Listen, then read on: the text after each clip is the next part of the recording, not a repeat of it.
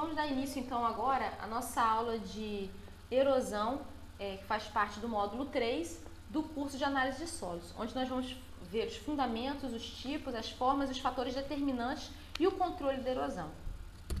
Antes de propriamente nós falarmos sobre o assunto da erosão, é importante que falemos também sobre os fatores de formação do solo, né? que são conceitos que devem estar na nossa mente quando nós pensamos nesses processos erosivos. Então, o solo, a sua formação, ela é em função da junção de alguns fatores. Esses fatores seriam o material de origem, o relevo, o clima, os organismos e o tempo, que em combinação formam os variados solos que nós encontramos ao longo do globo terrestre. Então, a partir do momento que a rocha mãe, a rocha matriz, ela extravasa para a superfície da Terra, ela ali começa a ficar exposta à ação dos agentes intempéricos. E esses agentes seriam o clima, o relevo e os micro-organismos, onde, a partir do tempo, que seria um agente passivo, a gente vai tendo uma maior ou menor maturidade dos solos em relação uns aos outros. Então, dependendo a quanto tempo esse material de origem ele está sendo exposto aos agentes, nós vamos ter solos mais maduros ou menos maduros, né? Que nós podemos observar na figura o tempo aí, de acordo com a decorrência do tempo, nós vamos ter solos com um perfil menos ou mais profundos em relação aos outros. E dependendo também das características do local, de relevo, de clima, né? A gente vai ter solos mais desenvolvidos do que outros, como em regiões de clima temperado, onde a gente tem temperaturas mais amenas, a gente tem uma ação dos micro-organismos um pouco mais lenta, então nós temos, vamos dizer assim, demora-se mais a formar, a se degradar, a formação mesmo e a desintegração do material de origem. Já em os solos de clima tropical, como aqui no Brasil, a gente vê solos como o latossolo, que são solos mais maduros, por isso apresentam horizontes bem maiores, apresentam um perfil do solo bem mais longo, porque a ação dos micro-organismos, a ação dos agentes intempéricos é bem mais intensa nesses locais. Então aqui a gente pode ver, né, a rocha sofrendo a sua desintegração, desagregação para a formação dos perfis de solo.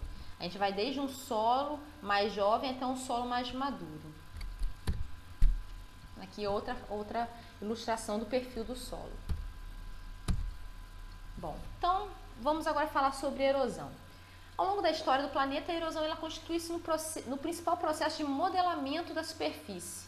As grandes bacias sedimentares, a forma das montanhas, dos planaltos, das planícies, são todas situações associadas de alguma forma a processos erosivos.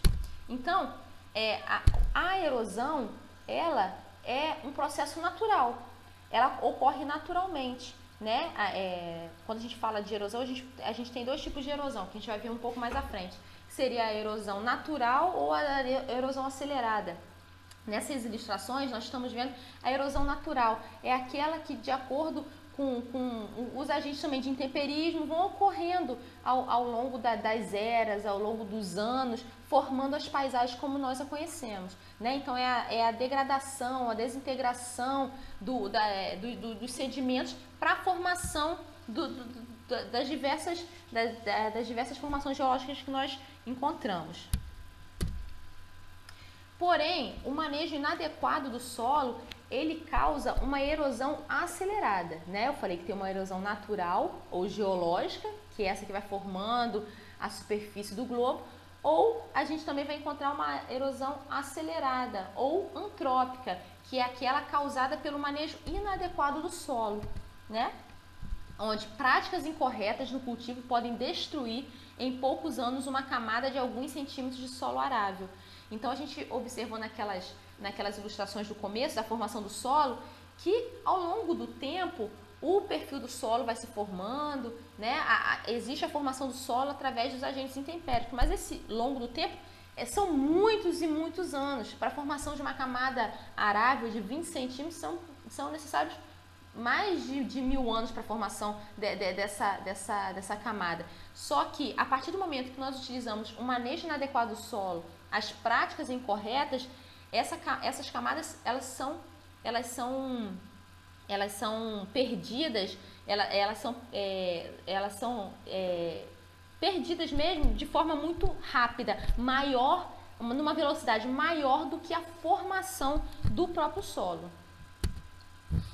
Então, o manejo inadequado do solo traz diversos problemas, como a diminuição do potencial produtivo, o declínio da produção por unidade de insumos aplicadas, ou seja, agora para determinada quantidade de adubo que eu utilizava, determinado corretivo, eu tinha uma produção. Agora eu preciso aumentar a quantidade de insumo utilizada para ter a mesma produção que eu tinha anteriormente. Então ele causa um declínio da produção. A remoção das camadas superiores do solo, como eu falei, camadas que levam milhares de anos para serem formadas e que são degradadas, são perdidas em pouco tempo com o uso inadequado do solo.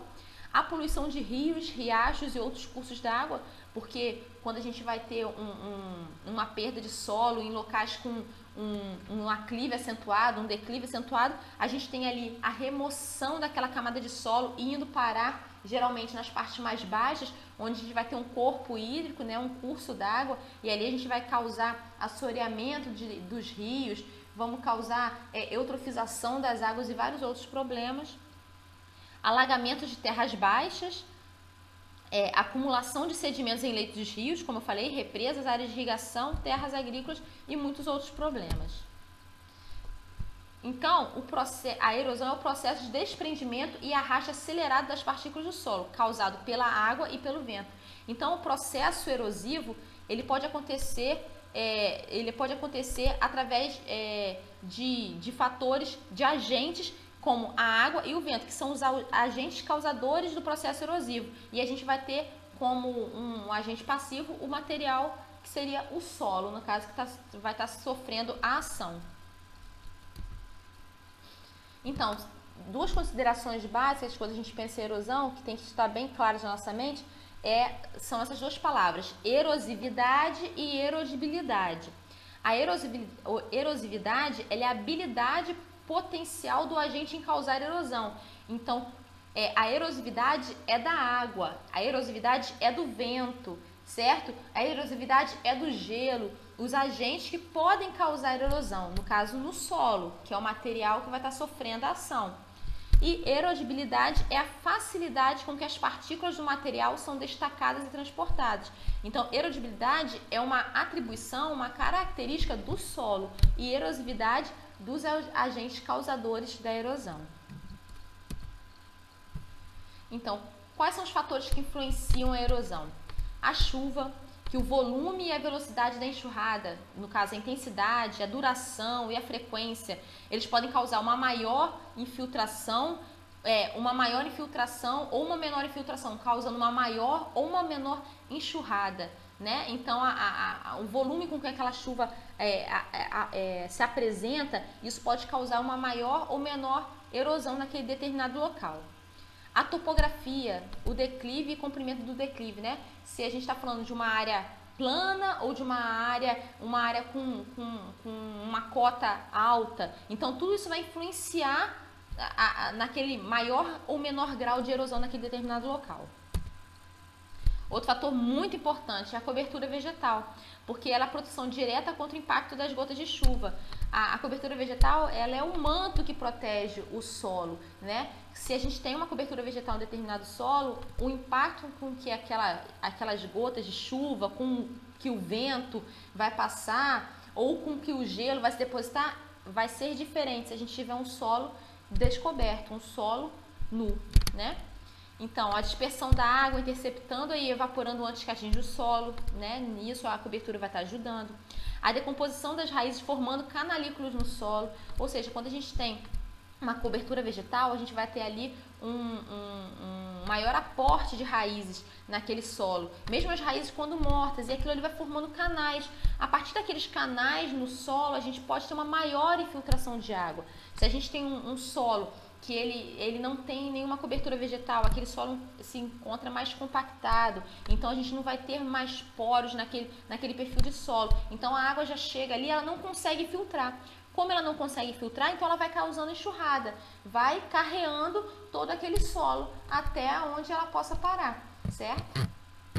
Melhor estruturação do solo pela adição de matéria orgânica, né? Então, quando a gente tem uma cobertura vegetal, a gente tem um aporte maior de matéria orgânica ali, quando a gente tem mais matéria orgânica, a gente consegue reter mais água naquele solo também, né? Diminuindo assim o grau de enxurrada e a diminuição da velocidade de enxurrada. Uma água correndo em um solo nu, ela vai muito mais rápido, tem uma velocidade muito maior do que quando se tem obstáculos, que seriam a cobertura vegetal naquele solo.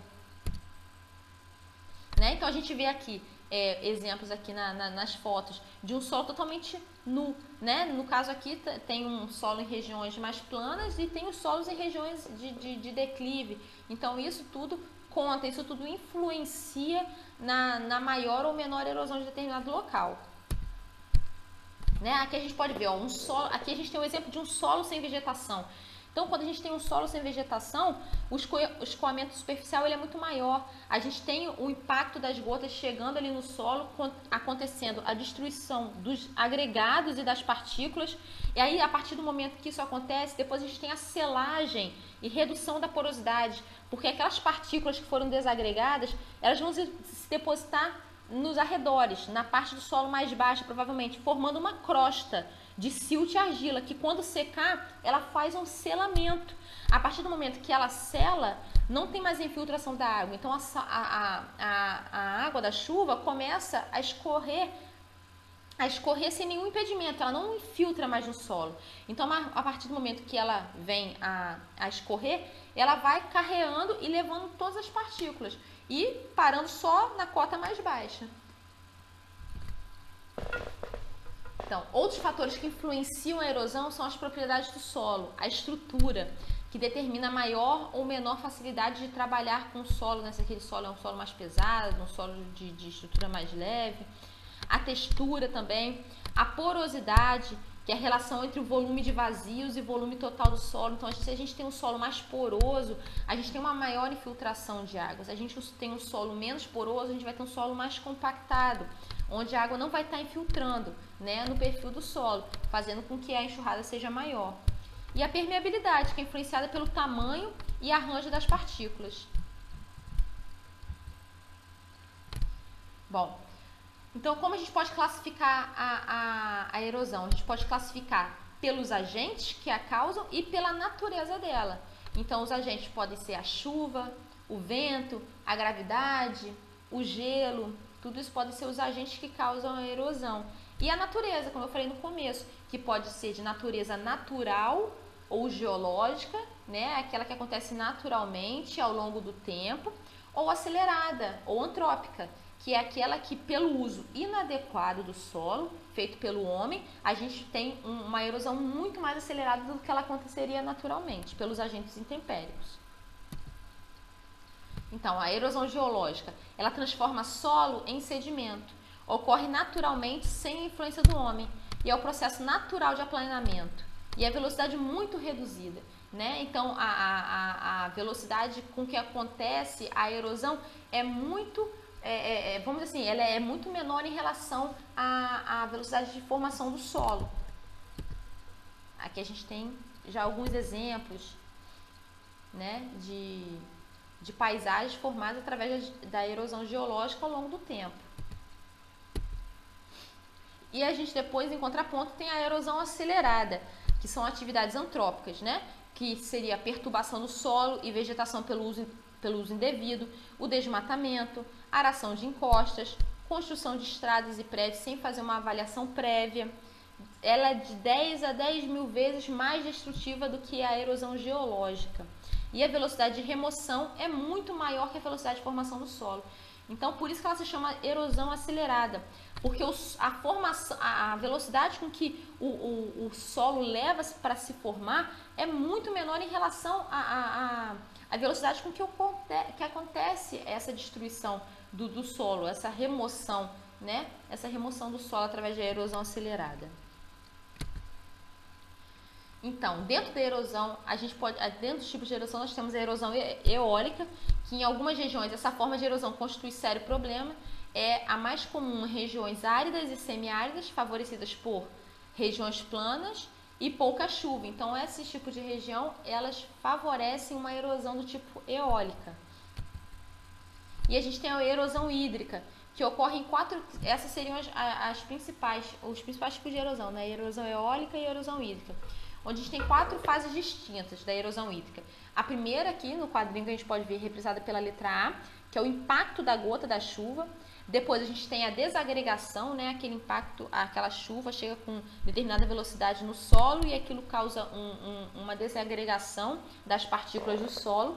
Depois no quadrinho C a gente vê o transporte, né? Isso aí vai depender de acordo com como que vai estar o declive desse local, para ter um maior ou um menor transporte, remoção.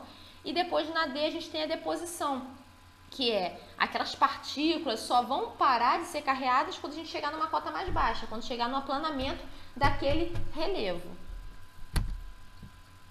A erosão hídrica ela é em grande parte do nosso planeta a mais importante forma de erosão e é causada pela chuva e pelo escoamento superficial, sendo afetada por um grande número de agentes naturais e antropogênicos. Pode ser expressa como a relação existente entre a erosividade da chuva, que é o fator ativo, e a erodibilidade do solo, que é o fator passivo, como a gente viu anteriormente esses 2 termos.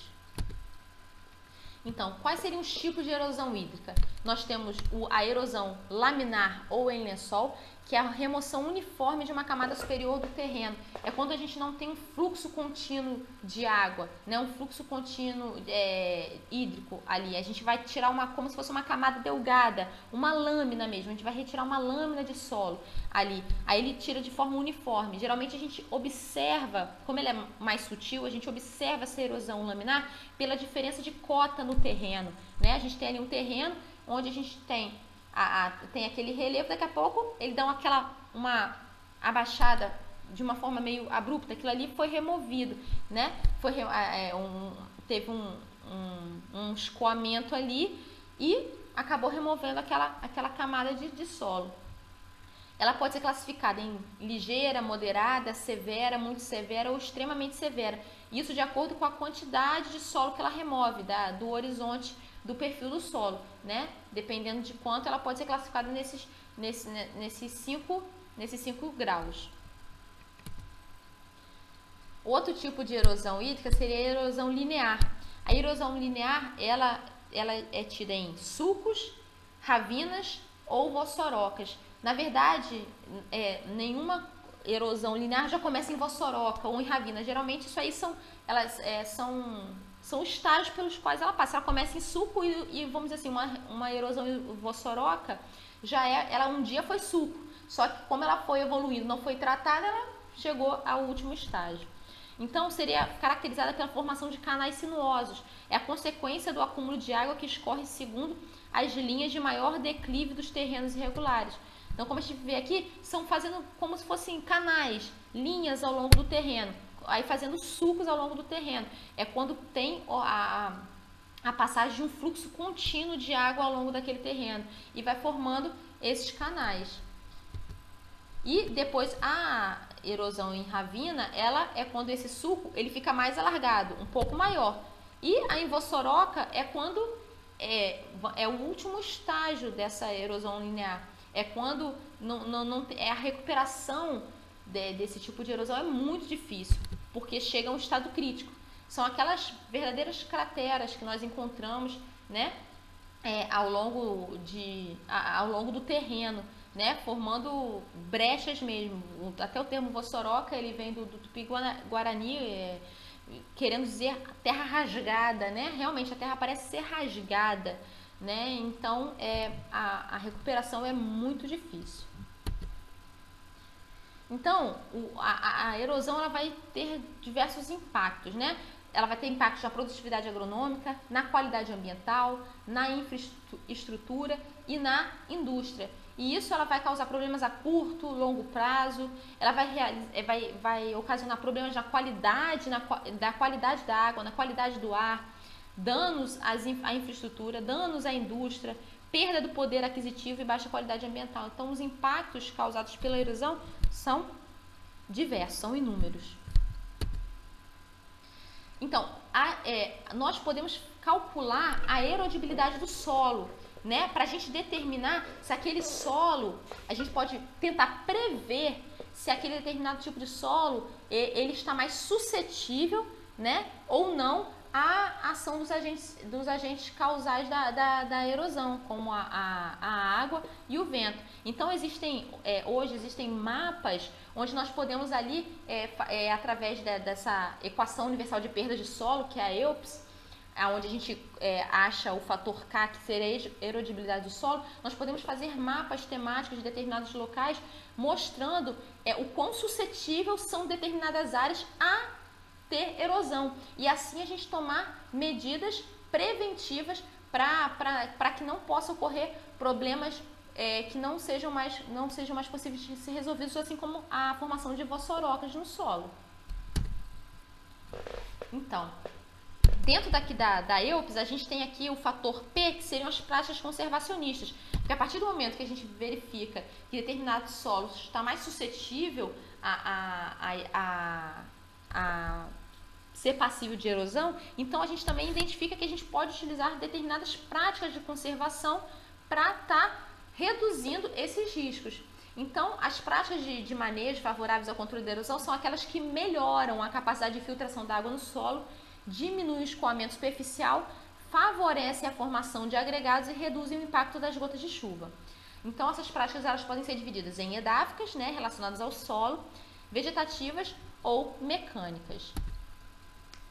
Então, as práticas de caráter edáfico são aquelas que, além do controle da erosão, mantêm ou melhoram a fertilidade do solo, como o controle do fogo, a adubação verde, a adubação química, a adubação orgânica, a calagem. Ou seja, essas medidas elas vão melhorar as condições do solo e fazendo com que melhore as condições do solo, como melhorando a infiltração de água, melhorando a quantidade de matéria orgânica. Então, tudo isso vai fazer com que o solo, ele estando mais preparado, mais conservado, ele seja menos suscetível aos riscos de erosão.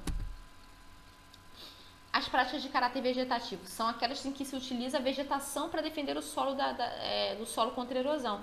Foi que nem eu tinha dito anteriormente. Então, essa questão de uma camada de vegetação, essa manta protetora, isso conta muito como uma prática de conservação do solo, para evitar a erosão, né? Então, seria através do florestamento e reflorestamento em áreas com risco de deslizamento, desabamento, né? Pastagem, porque a pastagem é formada por gramíneas. As gramíneas elas têm um aporte muito grande de raízes. Essas raízes vão ficando ali, tanto aumentam a quantidade de matéria orgânica depositada no solo, como também a quantidade de canais que vão se formando no perfil do solo e ajudando ali a entrada de água naquele perfil, né? Plantas de cobertura, corte do mato rente ao solo, né? Não deixar o solo nu, não retirar todo aquele mato que está no solo. Cobertura morta também, que vai proteger o solo, vai diminuir vai diminuir o impacto das gotas de chuva que chegam a esse solo. E a rotação de cultura também, né? Que você vai tendo um misto de características, tanto que são peculiares a uma cultura como a outra, e aquilo ali vai ajudando na integração e conservação do solo. Né? A gente pode observar aqui alguns exemplos de práticas de conservação, práticas vegetativas. Práticas de caráter mecânico, que são aquelas em que se utilizam estruturas artificiais visando a interceptação ou a condução do escoamento superficial. Essa interceptação ela pode ser feita por meio de terraços, canais escoadouros ou divergentes, bacias de captação de águas, pluviais, barragens, etc. Então, a gente observa aqui, né, práticas conservacionistas de forma mecânica, como o plantio em curva de nível, né, onde se a gente tem um terreno com um declive acentuado, a gente não pode plantar morro abaixo. Se a gente planta morro abaixo, a enxurrada, a água, ela escoa muito mais facilmente pelo terreno. Agora, se a gente faz o plantio em curva de nível, o que acontece? A gente diminui a velocidade com que aquela água ela vem descendo ao longo do terreno, né? Em locais mais altos ainda a gente pode fazer os terraços, né? Que seriam como fosse degraus ao longo mesmo ao longo daquele corte de solo. E assim a gente vai diminuindo a velocidade de descida dessa água, né? E assim vamos fazendo com que ela não venha causar aqueles problemas que a gente viu, como a erosão em sulco, ravina, vossoroca, laminar e por aí vai. Então, gente, muito obrigada. Essa foi a nossa aula de erosão, então. Qualquer dúvida, é só colocar uma mensagem lá na página, ok?